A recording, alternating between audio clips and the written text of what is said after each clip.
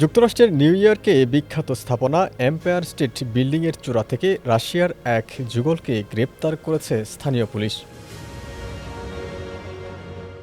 গ্রেপ্তার হওয়া ওই যুগল হলেন রাশিয়ান নাগরিক বানিয়া বেয়ারকুস ও অ্যাঞ্জেলা নিকোলাউ। ২০২৪ সালে নেটফ্লিক্সে মুক্তি পাওয়া প্রামাণ্যচিত্র স্কাই ওয়ার্কার্স এ লাভ স্টোরিতে উপস্থিত ছিলেন তারা।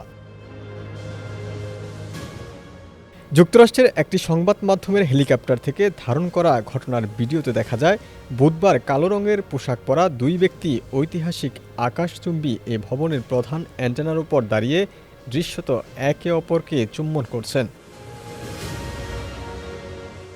মাটি থেকে প্রায় ৪৪৩ মিটার উঁচুতে অবস্থান করার সময় ওই যুগল একটি ব্যানার উন্মোচন করেন।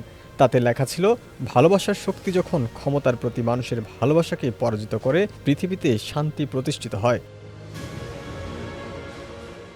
১০২ তলা উচ্চ এম্পায়ার স্টেট ভবনের যে অংশটি জনসাধারণের জন্য উন্মুক্ত, তার চেয়েও অনেক উপরে অবস্থিত অ্যান্টেনায় ওই দুজন কিভাবে পৌঁছালেন তা এখনও স্পষ্ট নয়। এক বিবৃতিতে ভবনের একজন মুখপাত্র ওই যুগলের ঘটনাকে অবৈধ বলে উল্লেখ করেছেন। তিনি বলেন, বাগদান উদযাপনের জন্য ওই যুগলের উচিত ছিল $১,০০০ ভবনের happy ever empire proposal package কিনে তারপর বিয়ের প্রস্তাব দেওয়া। ডেস্ক রিপোর্ট, সমকাল।